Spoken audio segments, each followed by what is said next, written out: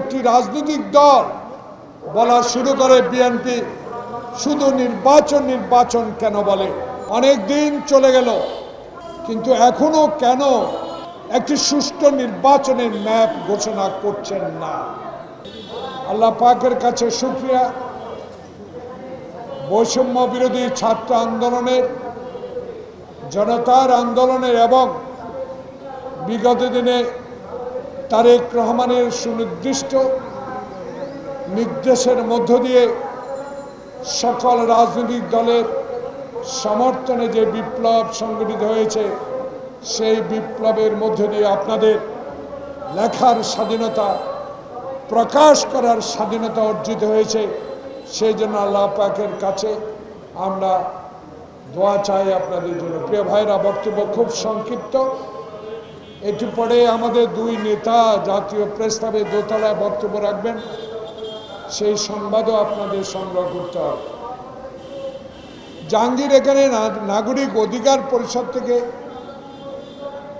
দাবি করেছে নির্বাচন তড়িৎ গতিতে দেওয়ার জন্য। 9 মাস অতিবাহিত হতে যাচ্ছে, অনেক দিন চলে গেল,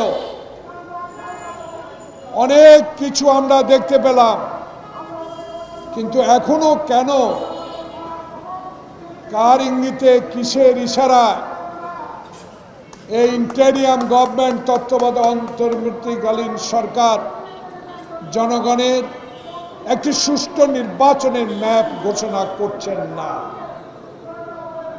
অনেকেই বলছেন আগে সংসদ নির্বাচন, আগে উপজেলা ইউনিয়ন নির্বাচন হোক, গণপরিষদের নির্বাচন হোক। কিন্তু আমরা যারা অতীতে আন্দোলন সংগ্রামী ছিলাম, যারা হাসিনার কাছে যে অধিকারটুকু ফিরিয়ে আনার জন্য, ভোটাধিকারটা ফিরিয়ে আনার জন্য, দিনের ভোট দিনে করার জন্য, আর যেন 154 জন বিনা প্রতিদ্বন্দ্বিতায় নির্বাচিত না হয়, সেই জন্য আন্দোলন করে বিএনপি থেকে 5000 এবং জুলাই বিপ্লবে 1000 খানিক ছাত্রের যে রক্ত বিসর্জন দিতে হয়েছে, সেই ভোটাধিকারটা ফেরত চাইছি। আমরা আপনার কাছে অন্যায় কিছু চাচ্ছি। আপনি পৃথিবীর ইতিহাসে একজন গ্রহণযোগ্য ব্যক্তি, বাংলাদেশের মানুষ অবশ্যই আপনাকে গ্রহণ করেছে। আপনার কথা মানুষকে মুগ্ধ করে, আপনার চালচলন মানুষকে মুগ্ধ করে, কিন্তু একটা বিষয় যেন মানুষের মধ্যে সন্দেহ জাগ্রত হচ্ছে। নির্বাচন নিয়ে যখনই কথা বলি, একটি রাজনৈতিক দল, দু একটি রাজনৈতিক দল বলা শুরু করে বিএনপি শুধু নির্বাচন নির্বাচন কেন বলে। প্রিয় বন্ধুগণ, বেশি দিন হয় নাই আপনারা দল তৈরি করেছেন, স্বাগত আমরা জানাই।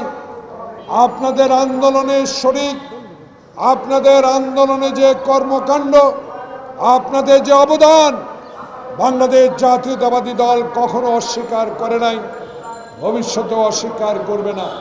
কিন্তু যখনই আমরা নির্বাচনের কথা বলি, তখনই আমাদের সমালোচনা করেন। নির্বাচন দিলে কারা ক্ষমতা আসবে জনগণ ঠিক করবে, কারা সংসদের সংখ্যাগরিষ্ঠতা পাবে একটি সুষ্ঠু নিরপেক্ষ নির্বাচনে জনগণ সিদ্ধান্ত দেবে কারা সরকার গঠন করবে। আমরা তো হাসিনার মতো জোর করে ক্ষমতায় যেতে চাই না।